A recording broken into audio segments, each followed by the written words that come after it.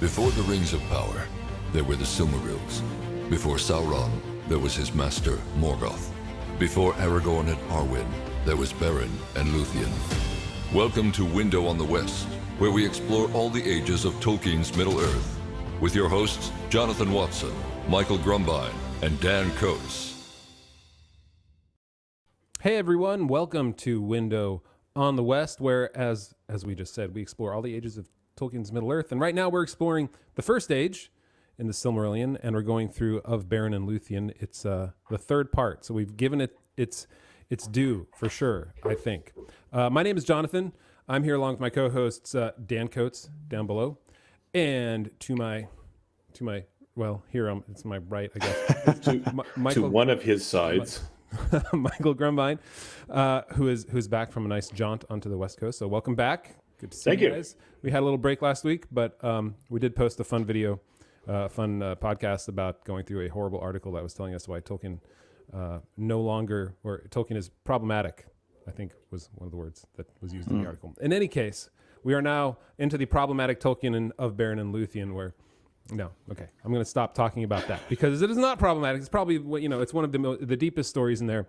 So we're going to get into part 3 of that, which means we have a lot to talk about still. Before we jump into that, a couple reminders. One, hey, we'd love to get some more reviews on like Apple Podcasts, Google Podcasts, and Stitcher, and all those places where you listen. I don't know, does anybody actually use Stitcher? I don't know anybody who does. So in any case, but everybody says it in the podcasts I listen to. However, leave a review, give us a thumbs up. 5 stars would be nice, but we really appreciate that. And the more reviews we have, the more people listen to us, and the more interaction we get with you guys, which is a lot of fun. So do that. Leave a comment, on YouTube, thumbs up, and ring the bell. Do all that sort of stuff. That's important. But most of all, we'd love for you to become a patron. We have a pretty active community now on Discord. With every new person that comes, we get a new perspective on Tolkien, and that's a lot of fun to see. So if you go to theonering.com/patron, you can get access there. It's $4 a month, and the first month is free. And in fact, you can become a YouTube member now too, by going to youtube.com/theoneringcom. And it's $5 a month on YouTube because YouTube takes out a whole lot more money than the membership on the website. Since the membership on the website is straight through the site itself, they don't take out the 30% that YouTube does. So YouTube is $5 a month, and there's no free month. But if it's easier on YouTube, go on YouTube, click the join button, you can do that. And if you're a member on Discord, you can actually pay for 99 cents, and you get the little icons and emojis that we've uploaded into YouTube in order to interact with that sort of custom stuff. So if you're on Discord for 99 cents, if you're on Discord through our site, as a patron through our site, it's only $4, and then you spend the 99 cents on YouTube, and you can get that access too. So anyway, check that out. And if you're here on YouTube, just click the little join button. I think it's I don't know which side it's on. It's hard. I'm all flipped around. Okay. Anyway, we're not. We're going to try and land or start actually flying this plane a little bit here.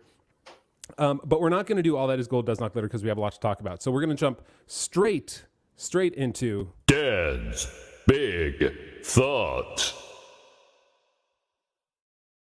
All right. So my big thought this week, I think we've talked about in the past how the Silmarils are kind of in and of themselves a sacred object, a good thing. Maybe they were made with some mixed motives, and then they certainly have an ill effect on people who have the wrong motives. And so in this part of Beren and Luthien, we finally get to the part where Beren sneaks in and is able to cut a Silmaril off of the crown of Morgoth. And it's interesting to me, there was a line that jumped out at me when Luthien dances and sings her song and is able to lull Morgoth to sleep. And it says, the Silmarils and the crown on Morgoth's head blazed forth suddenly with a radiance of white flames, and the burden of that crown and of the jewels bowed down his head, as though the world were set upon it, laden with a weight of care, of fear, and of desire that even the will of Morgoth could not support. And it's interesting to me how Morgoth desires this thing that's good, but obviously with evil intent, he's willing to murder and steal to get it. And when he finally gets what he wants, it's like a burden. It's a weight to him that he can't even sustain it. And when Beren takes it, he's able to grasp it lightly, and he's able to not be burned by it. He has no pain when he takes it. And it's interesting to me that he's able to grasp the Silmaril, which is something of like immense power and beauty, and he's not really affected by it. He's certainly not hurt by it. Mm-hmm. And then right after that, I'm jumping ahead in the chapter. We're going to go through everything, but then he runs into the big wolf. Is it Carcaroth? And, yep. I was going to ask you guys. I don't actually know if it's supposed to be pronounced Carcaroth, but I think it's I've always said Carcaroth. Yeah, so okay. Carcaroth. Yeah. And so when Carcaroth, whatever, he basically eats Beren's hand that's holding the Silmaril. And when he does that, it fills him with immense power. It makes him crazy strong.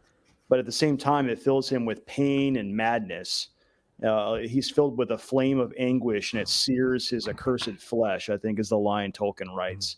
And so it's interesting to me how the Silmaril, whether you're good or whether you're evil, it's going to affect you differently.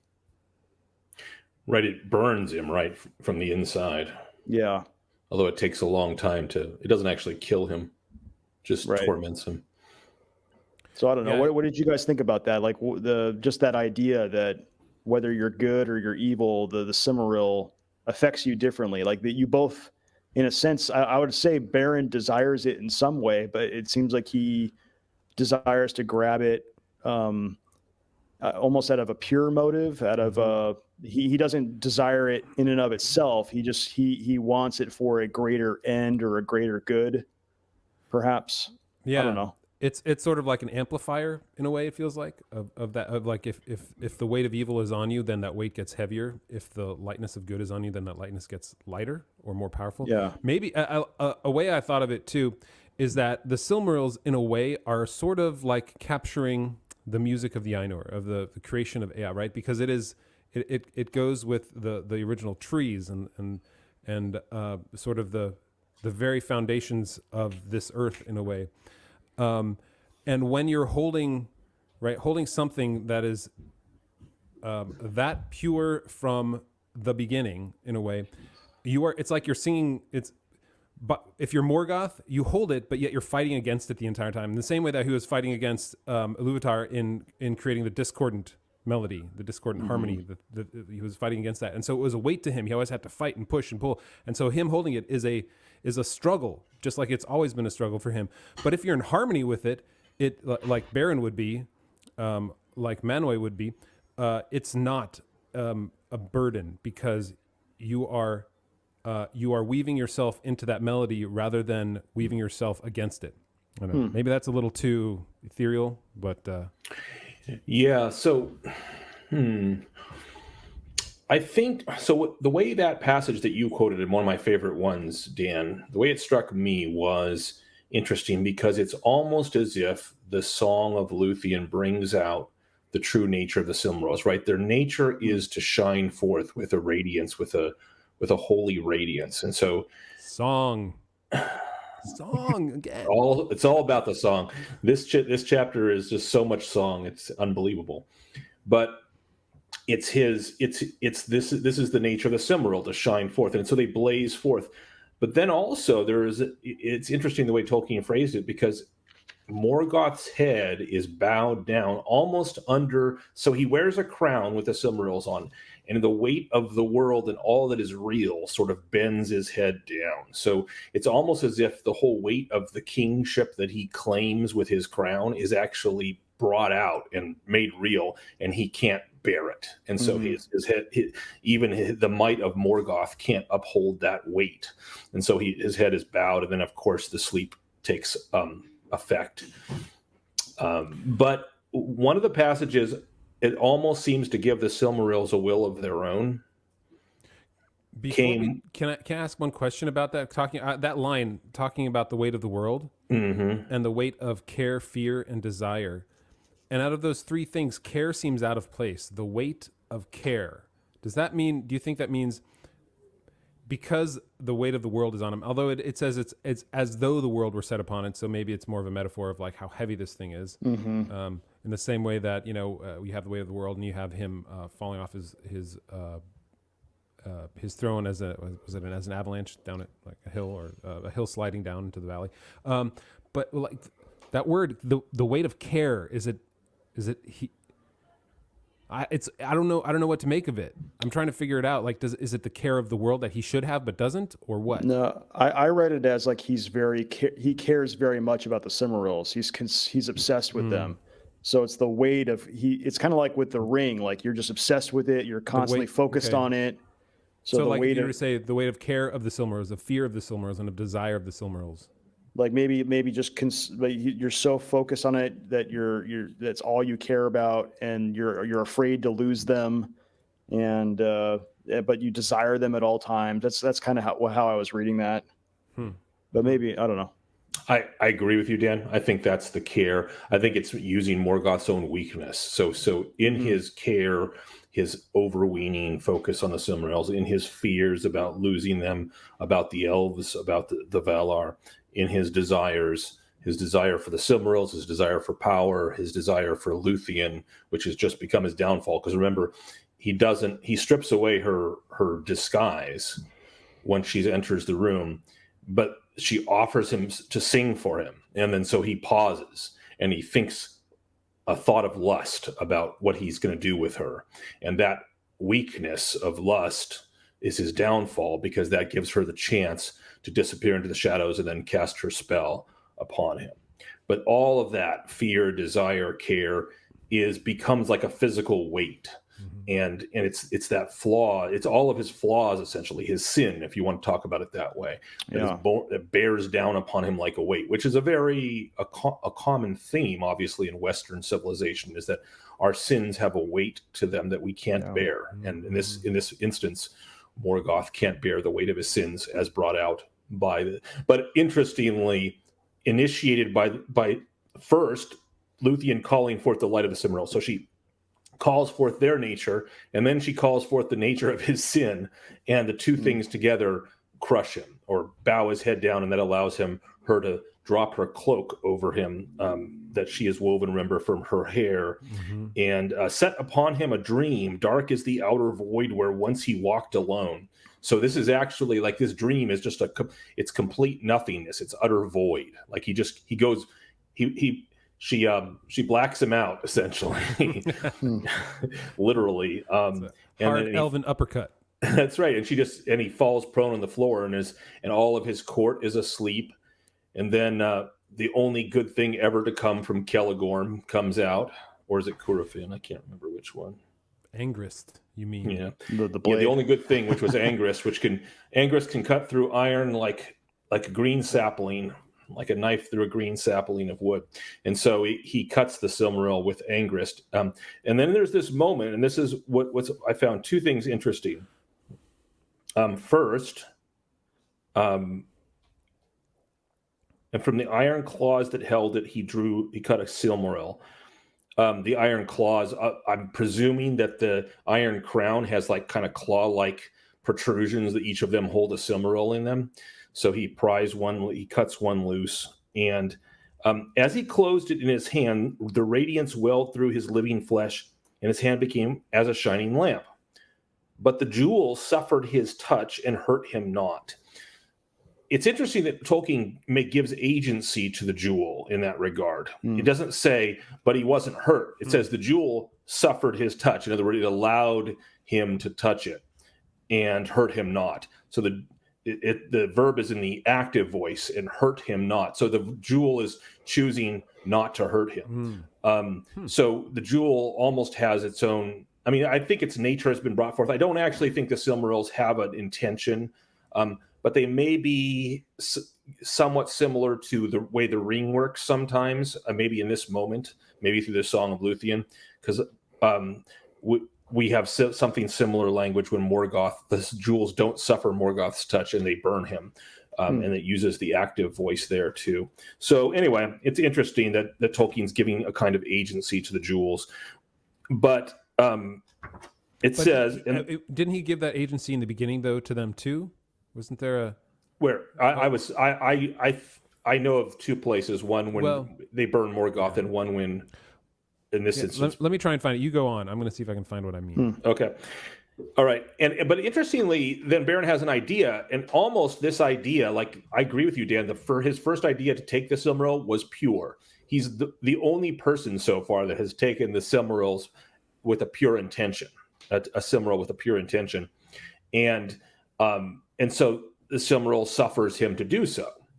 But then he goes for all three, and it says, such was not the doom of the Silmarils. The knife angrist snapped, and a shard of the blade flying smote the cheek of Morgoth. He groaned and stirred, and all the host of Angband moved in sleep. So it's almost like the jewels again, or fate, or the will of Iluvatar is saying, nope, your quest was one, you get one, and that's it. And so then he and Luthien flee at that point. But I do want to call attention also to an interesting the opening of this, because I know we jumped to this passage because of your big thought, Dan. But can I say what before you jump to that? Here's the one thing I thought of that. When he first created it, when Fëanor first created it, in chapter 7 of the Silmarils and the Unrest of the Noldor, Tolkien writes that the crystal of the Silmarils was to the body the crystal was to the Silmarils, but as is the body to the children of Iluvatar, that house of its inner fire that is within it, and yet all parts of it, and is its life. Like already then there's an anthropomorphization of the Silmarils a little bit.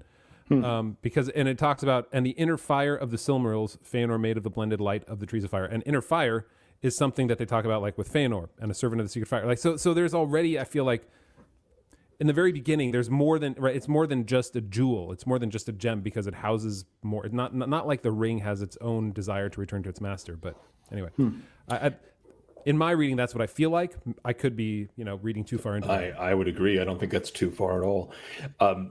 I just wanted to point out a pretty clear statement from Tolkien right before this confrontation with Morgoth, and he says, this is after they passed Carcaroth for the first time. Then Beren and Luthien went through the gate and down the labyrinthine stairs, and together wrought the greatest deed that has been dared by elves or men. So here it is. Tolkien's declaring this is the greatest deed that has ever been wrought by elves or men. So nothing's ever going to surpass this. And of course, what happens is something that no other Maiar, no Valar has ever done, which is confront Morgoth in his own home and take a Silmaril from him. And I just want to point out, Beren's an also-ran in this story. Luthien does everything. Like Luthien has the power. It's Luthien's power. Beren just slinks through, and then after Luthien downs Morgoth and his entire court, then he comes up with a knife and he cuts the Silmaril out. And then he does try to do something on their way out, which is confront Carcaroth with the Silmaril, and that doesn't go well.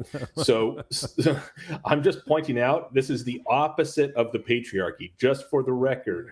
Yeah. the hero of this story, heroine specifically, is the one with with the power in this case is Luthien. Beren just fulfills the part of a tragic hero in a certain sense, but not even I don't even know if you could say he had a tragic flaw. He just tragedy befalls him. Yeah. And I like how it's a subtle magic or a subtle power. It's not, she doesn't overpower him with strength. She overpowers him by making him fall asleep. Right.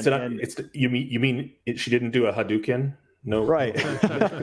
She wasn't like girl boss, Galadriel from the Rings of Power. It was, she just had a subtleness to her, and she had a beauty to her that the song is kind of like based on her softness and her beauty, and that just fascinates me that she's able to, it's kind of like a big theme in Tolkien, that like the meekness and the beautiful light that's not as strong or it's not as strong as the forces of evil, but it still overpowers it in the end. It's a feminine strength, actually. Right. Yeah. That's the way I would put it, is the way Jonathan just did. It's a feminine strength. And just to point out, not to nitpick too much, but it overcame Morgoth. So in fact, in that moment, it was more powerful than Morgoth. It was just not a punch you in the face power. It was a feminine power. And and it overcame him. And so, yep, the greatest deed ever wrought by elves and men was wrought by a woman. So, here we go, patriarchy all over again. Yeah. But at least the guy was there to like stand in front of his woman and say, "You will not take this." Ow! Right? He gets it. It's almost right like off. whatever Beren does, Tolkien has to say, it has to show how basically he's really good at trying, and then he always fails. So we have to remember that on Tolkien's gravestone, it's Beren and Luthien, him and his wife. So I wonder what he's saying about himself. Why, you yeah, know? right. He's like, I mean, I don't wonder at all. Tolkien was, I think, a very humble man, and he ascribed much of the good in his life to his wife. Mm-hmm. Yeah, I'll take the spear. I'll get my hand chopped off as long as you're That's right. chopped off, bitten off. That's right. Hey, so what do you guys think is going on with Carcaroth? We're given a story about his creation, and I'm going to read a passage from that, and you tell me what you think is going on here, because it's interesting. Because he starts as a wolf, and he starts as a wolf because Morgoth knows about Huon, the Hound of Arome. He knows about the foretelling that Huon's going to go down to a wolf. So just like Sauron, Morgoth. So what he does is he chooses a wolf and he feeds him with his own hand upon living flesh and put his power in him. Okay, so that's one thing. So he's feeding with his hand and he's putting his power into him. So that now it's a wolf with Morgoth's power. And he swiftly the wolf grew until he could creep into no den but lay huge and hungry before the feet of Morgoth. So massive size. There the fire and anguish of hell entered into him. Which, is this the first time Tolkien's actually used the term hell? Might be. We can do a search. There the fire and anguish of hell entered into him, and he became filled with a devouring spirit, tormented, terrible, and strong. What does this remind you all of? Because I can tell you what it reminds me of. Ents and eagles. Oh. A spirit comes down and enters the ents, and the trees, and the birds, and they become the great eagles and the ents. And in this case, Morgoth, I think, is doing the same thing with a devouring spirit. So there's something different. So you got a wolf, and then Morgoth pours his power into it and becomes massive and strong and terrible. But then something else happens, which is this devouring spirit enters him. And it even talks later about the devouring spirit as a separate thing. Which we can read those passages too if we want. But I think it's I think it's Morgoth imitating the creation of the ents and the eagles. Yeah, although Tolkien would say that Morgoth can't create.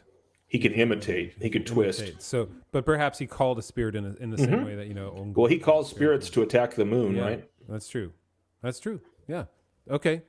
Yeah. Yes. And in that sort of statement, he becomes the opposite, the true antagonist of Huon, because Huon is not just a dog either. There's a spirit inside of him as a hound.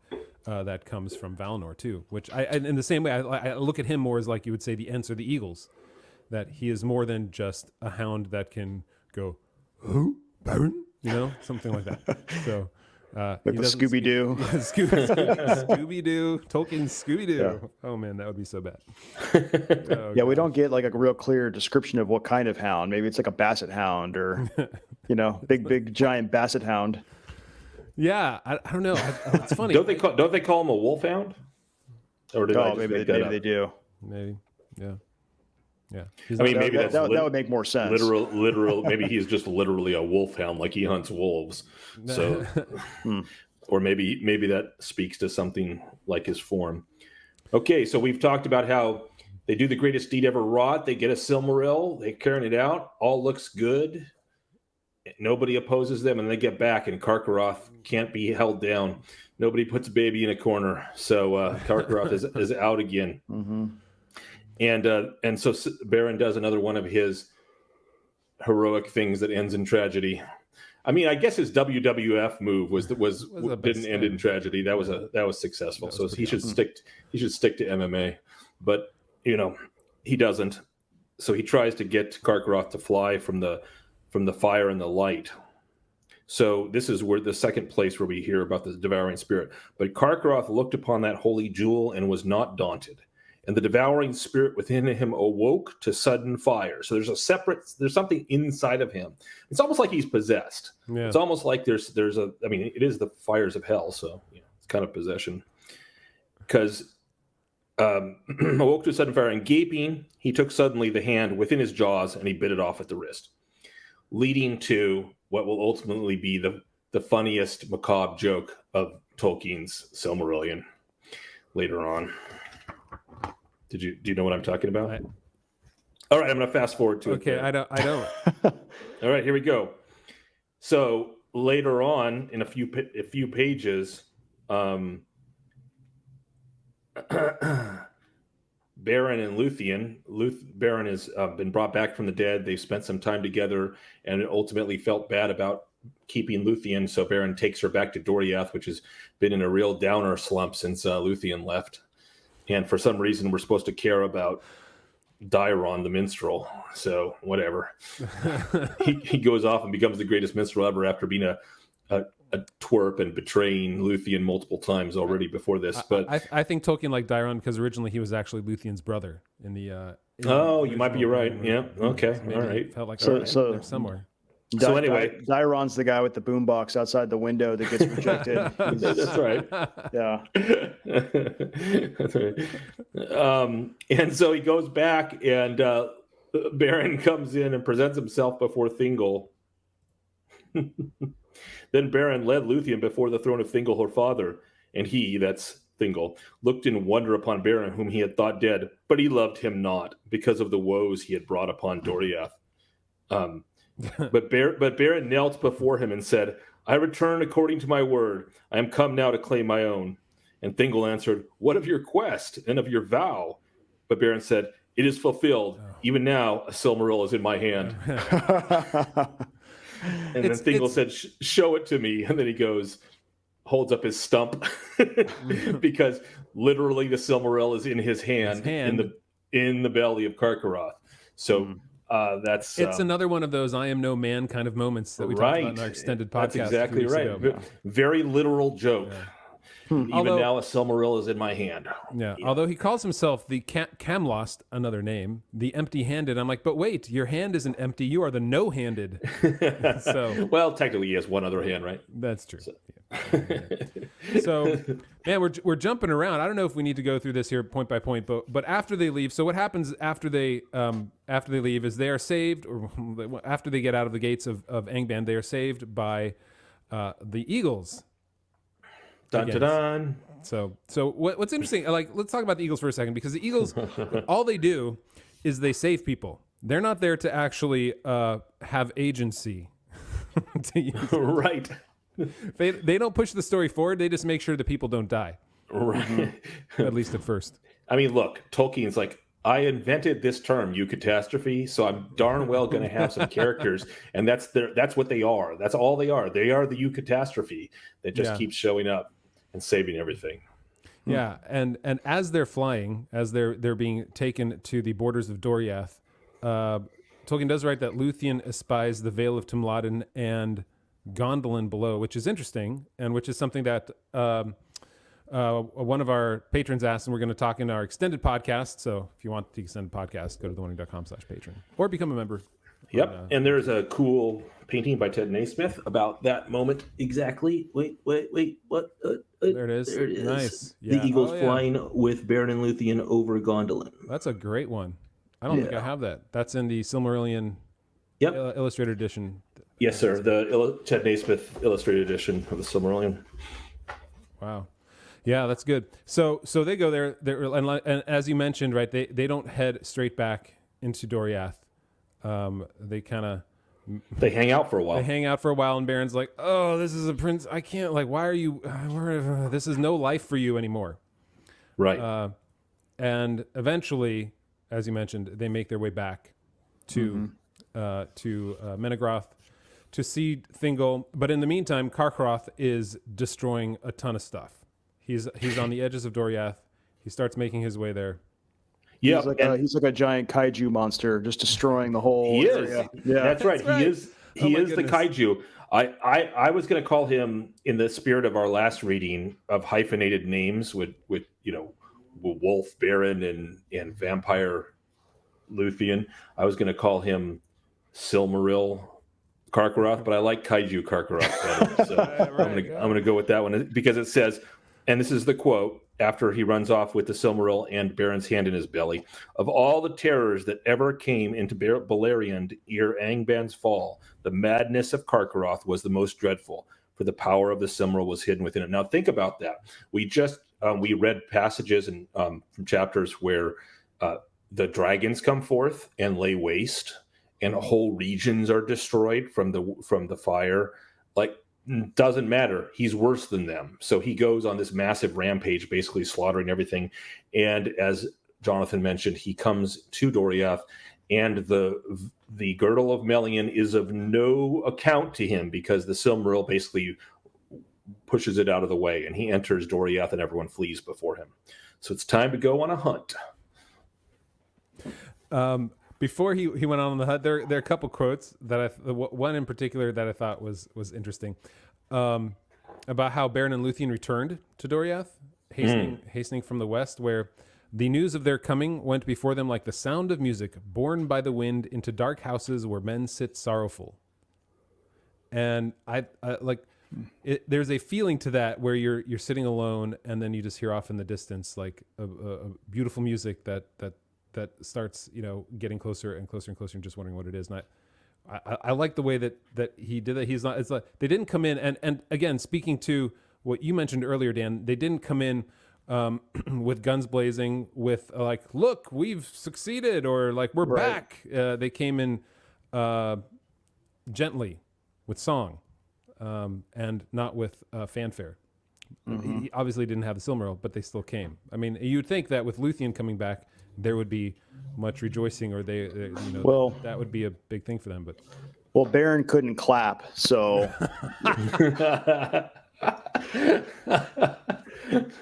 so he's Beren the clapless.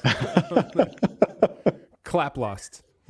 Oh man! When does he get the name? Is it Camlost or something? He gives it to himself right after his bad joke. Oh, that's right after the bad joke to Thingol. Okay, yeah, the worst joke ever. The empty. Even now, a Silmaril is in my hand. And then he in that hour he named himself Camlost, the empty-handed. So.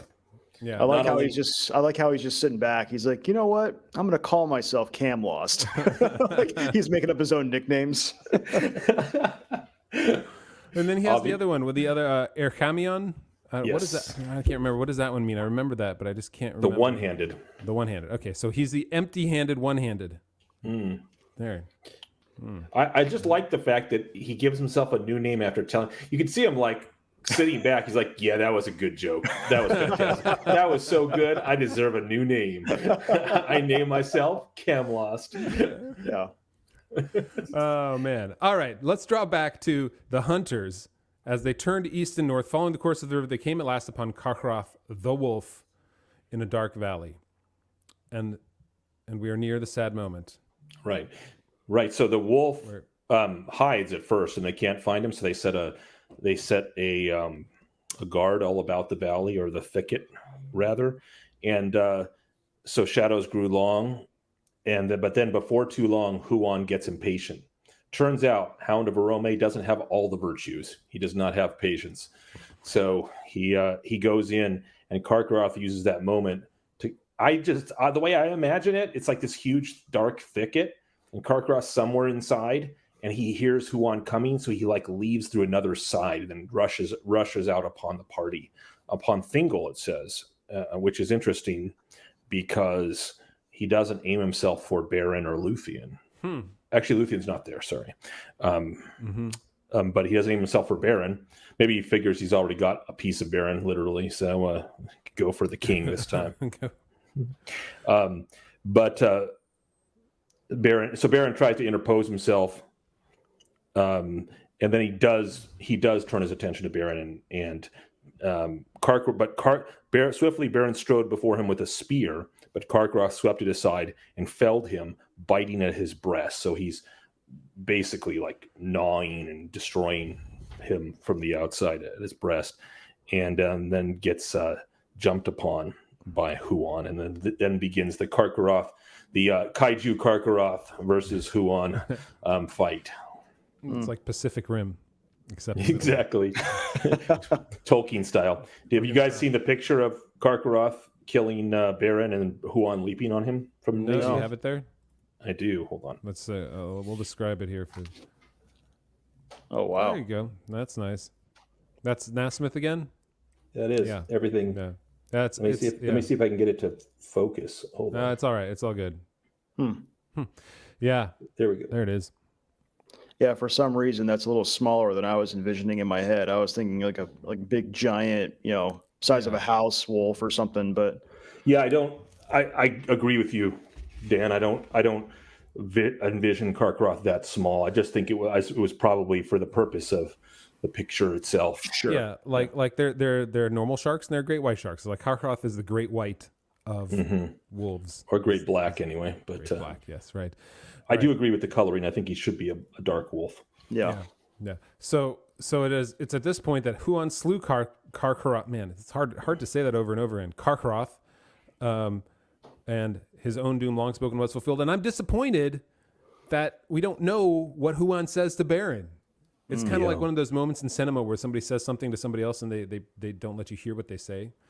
Right. So we know he bade him farewell. That's what Tolkien says, but we don't know the exact It would words. have been nice to know. And then Mabling and Beleg came hastening to the king's aid. And they knew, though, that, before we get into what happens to Beren, they took the knife, they ripped up Carcaroth's belly, and inside it's burned out. I feel like if you've ever taken a hot dog and put it in the microwave for like 10 minutes, like I did when I was 8 years old, just for fun, the entire inside of it is like this charred middle.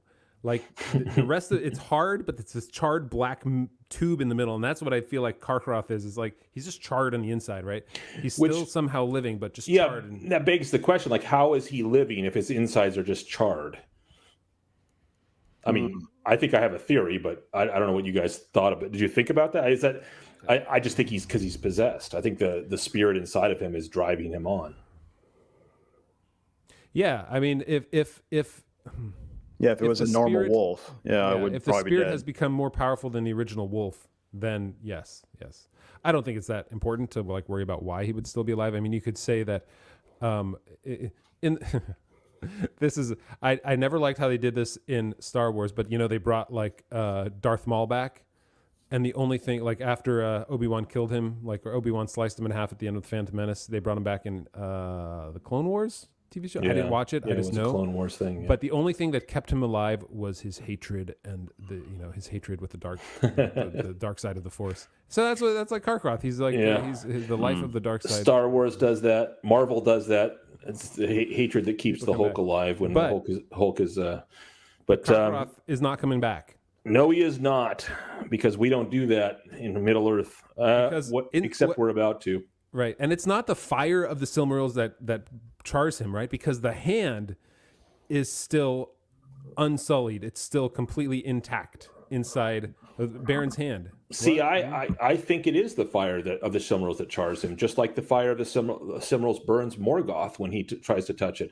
I guess, but I agree. But it's not like there was a heat, a flame, something inside that was burning in that sense. I feel like it's more like it's the spirit, the inner fire of the Silmarils. He couldn't handle it, and so his inside, because of the spirit that was in him that consumed the body, now from the inside out, the spirit of the Silmarils was like, I don't know if that's the right term to use, but was like consuming him from the inside because, his song was going against the original song of the...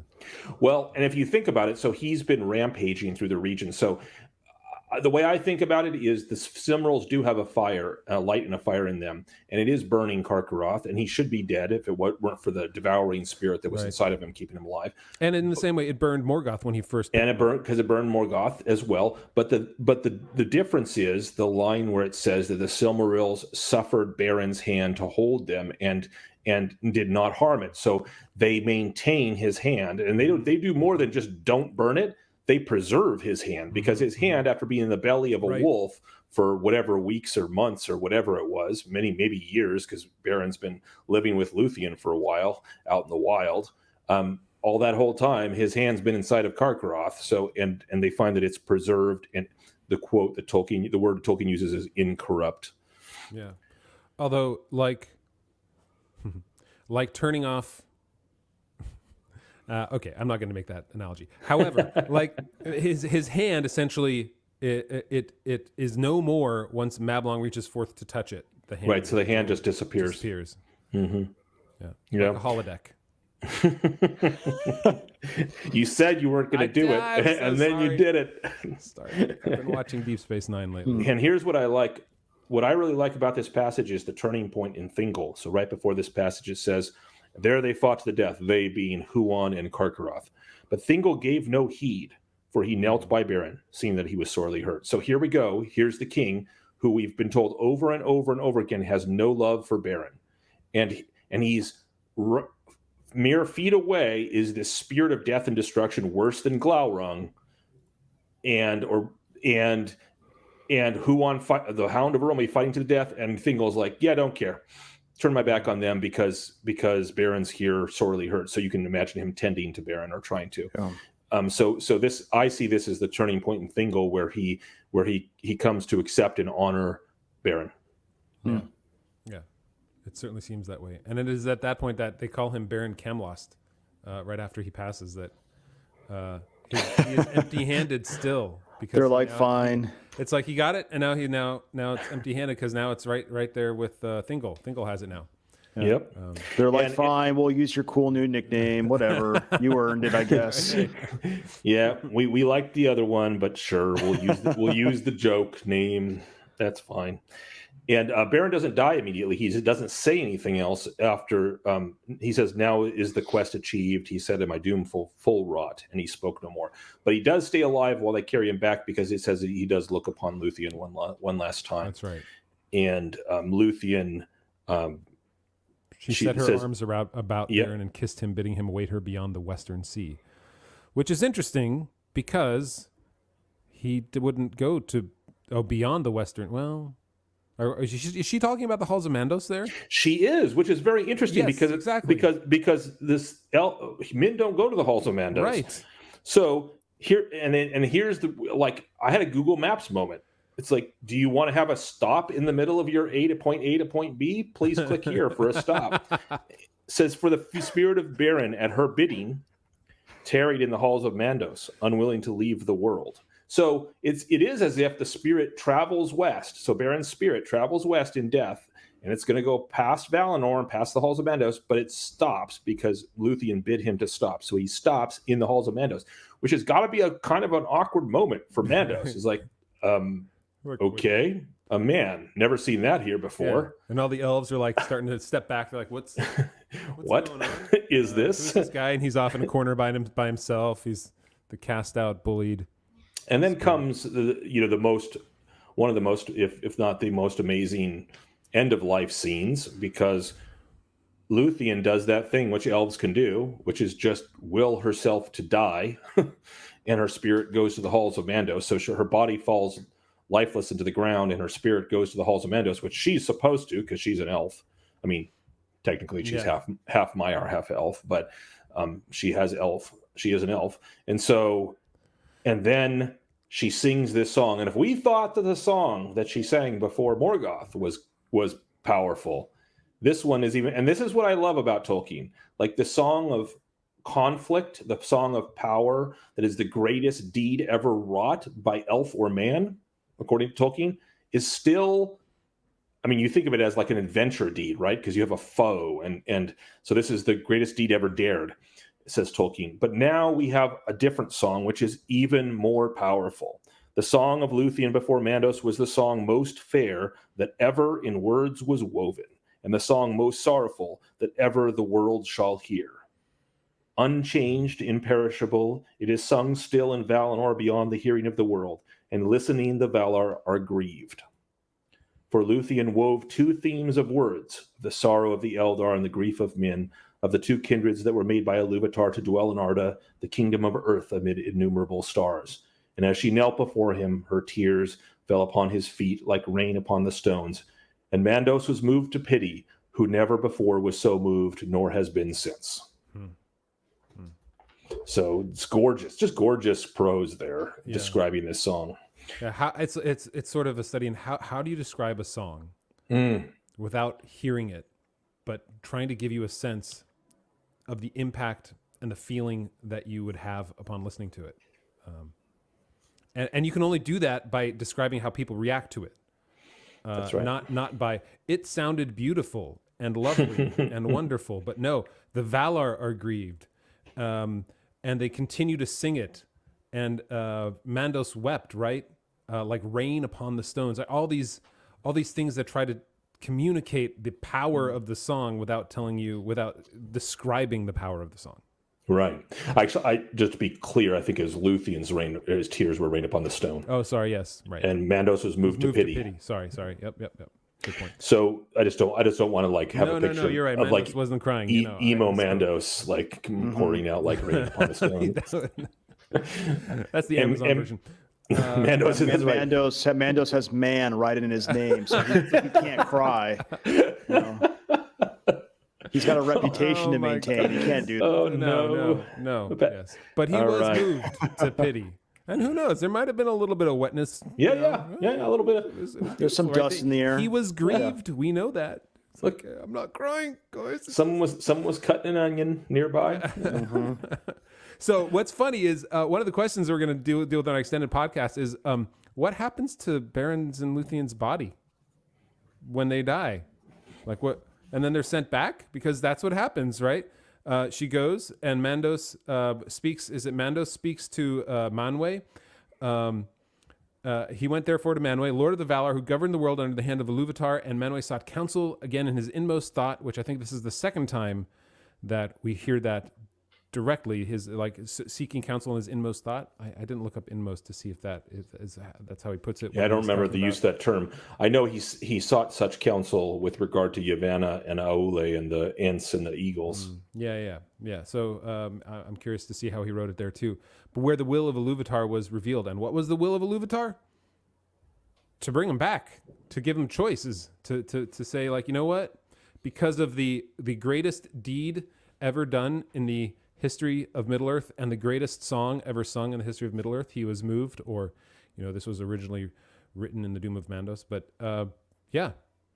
So Luthien decides, I'm moving back. I'm on my way. And again, the power and agency here is Luthien's. Mm-hmm. So Iluvatar doesn't say, this is my will, and reveal it to Manwë and say, look, here's my will, and let it be done. He says, my will is give them a choice. So he does reveal his will to Manwë, but his will is a choice, which is very interesting. So and the choice is either for Luthien to leave the halls of Mandos and dwell forever in Valinor, and Beren to do as accept the gift of death and pass on out of the bounds of the world, or, and I quote, but the other choice was this, that she, Luthien, might return to Middle-earth and take with her Beren there to dwell again, but without certitude of life or joy. So here's the interesting part about that to me. It says, she might return to Middle-earth and take with her Beren. Now, right, the sentence before it says, for it was not permitted to the Valar to withhold death from him, which is the gift of Iluvatar to men. So in other words, Manwë is speaking. He says, okay, here's the choice that Iluvatar is giving you. Number one, you take the gift of death. We can't actually give you back life. We can't take that from you. So that's one. Or two, Luthien takes you back with her to Middle-earth. In other words, the Valar didn't do that. Luthien did. The agency there to, because I was thinking the first time I read it, I was like, wait, how? So if the Valar can't withhold death, they can't give life back to men who've died. So how is he come back to life if she chooses door number 2?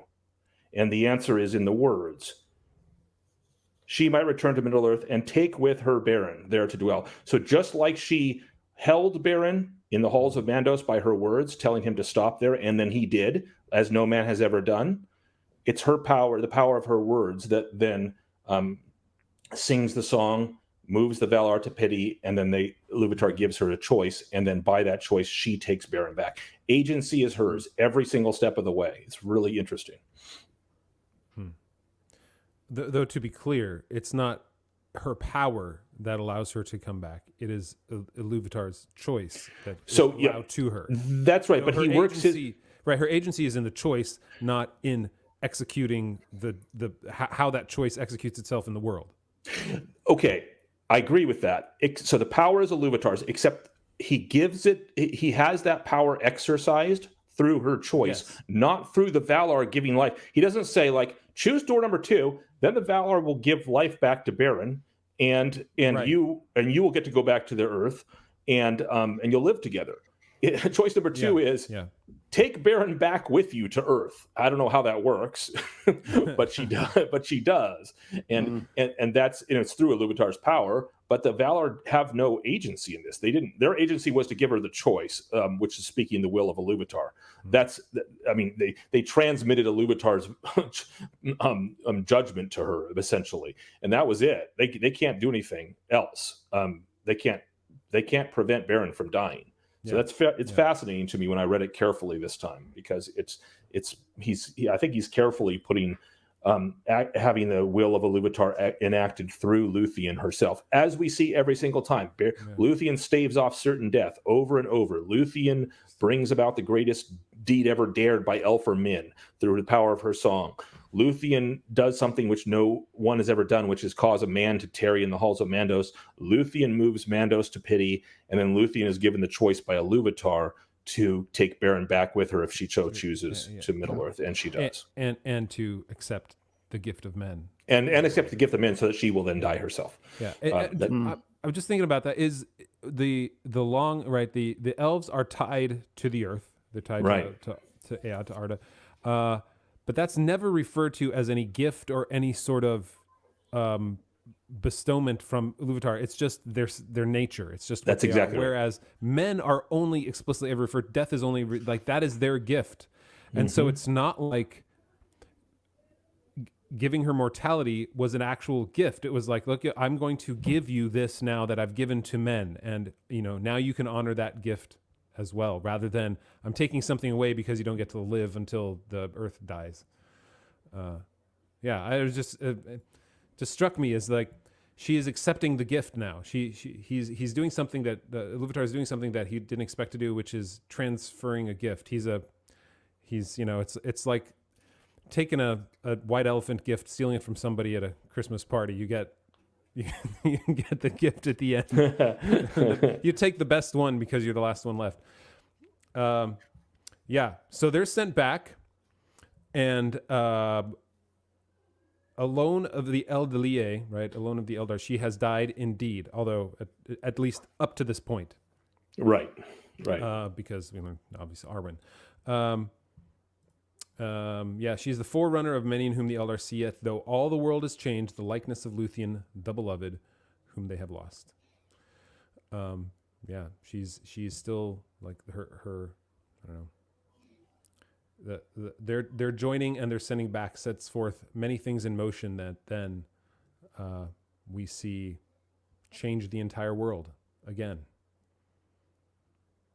And I like this story more and more the more I read it.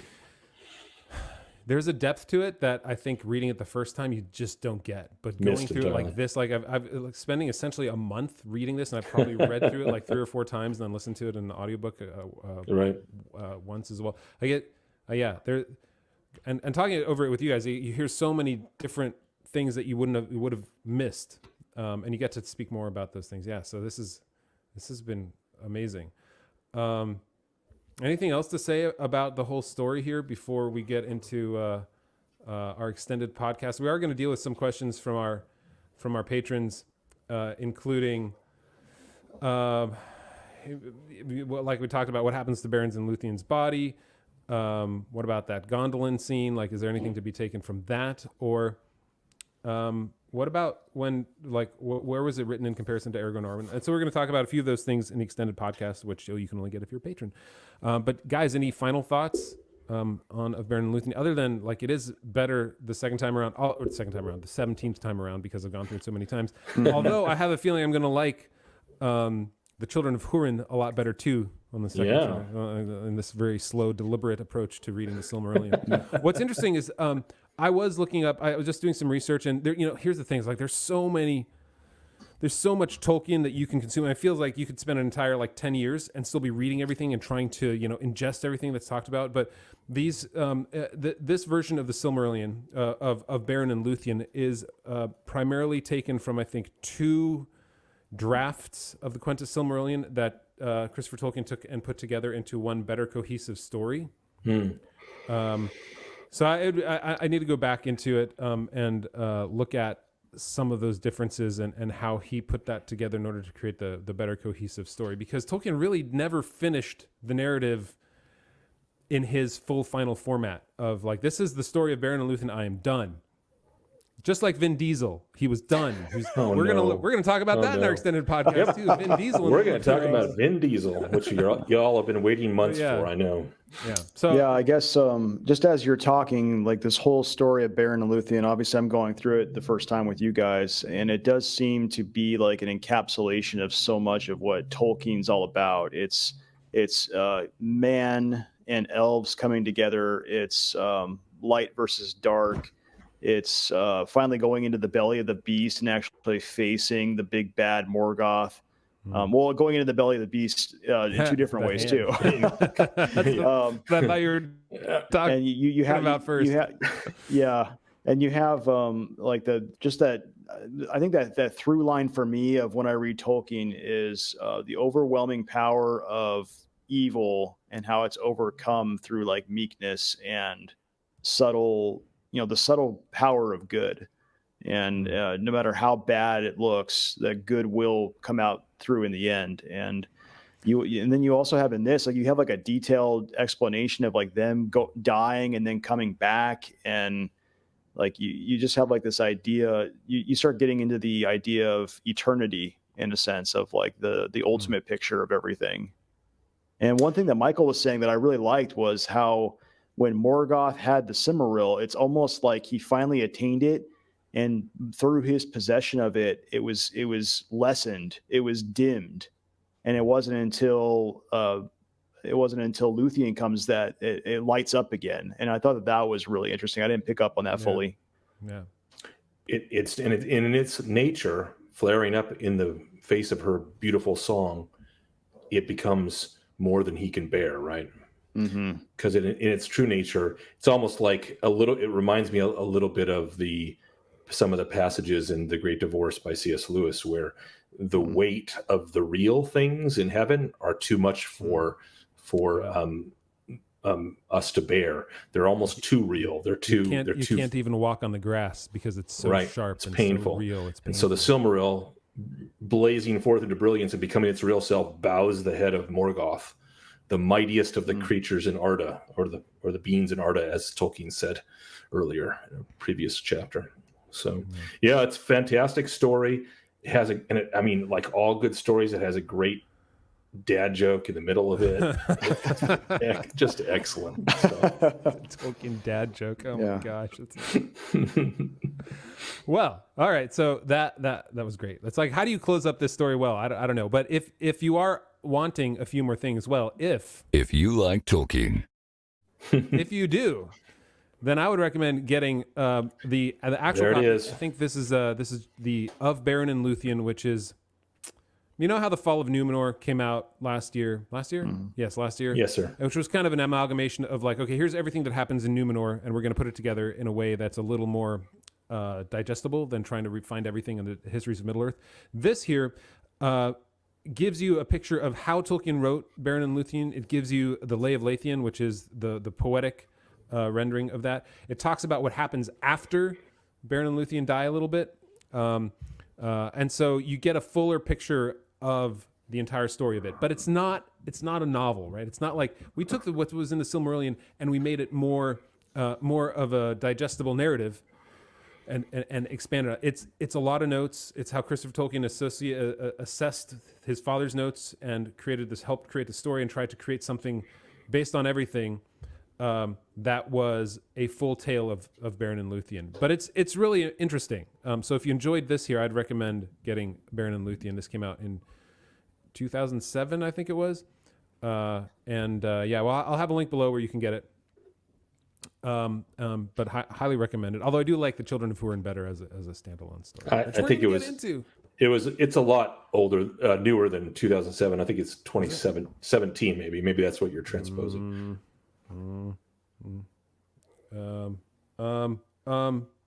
Is it? Oh yeah, you're right. Really, 2017 was Children of Hurin was 2007 then.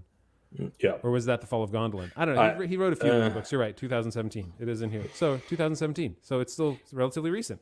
Right. But like Jonathan said, it is a compilation of the story told in different forms. Yeah.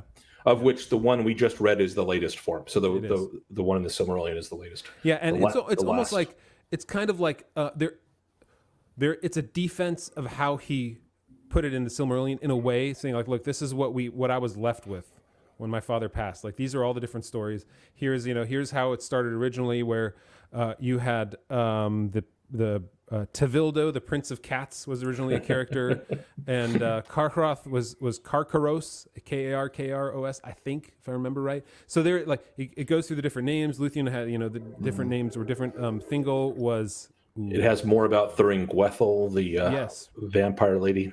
Yeah. So it's a little bit like a study in it, but there are good parts in it. And if you go through it slowly, like it's just as rewarding as if you were to go through it, in one fell swoop. You can take parts of this, read it, put it down for a couple of weeks, and then come back to and say, like, well, let's learn again what he was, because it can be a little dry to go through all the notes over and over again, kind of like reading the Book of Lost Tales or Peoples of Middle Earth and things like that. But if you're really into it, I highly recommend it.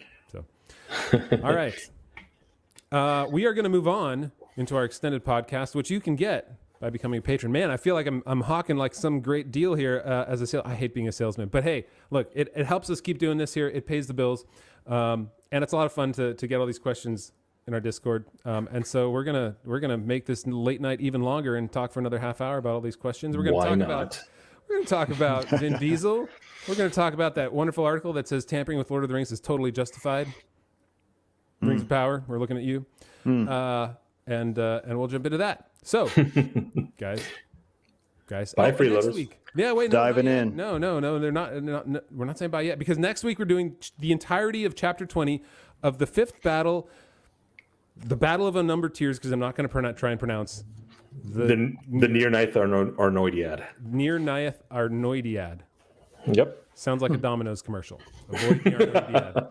Sorry, I'm really dating myself there. So yeah, chapter 20. The Noid. Wow, that is impressive. Chapter 20, all in the next episode. So good seeing you. Join us at thewinner.com/patron, or if you're on YouTube, press the little join button that's to the left of the subscribe button. So we'll see you there. Bye, everybody. All right. Bye-bye.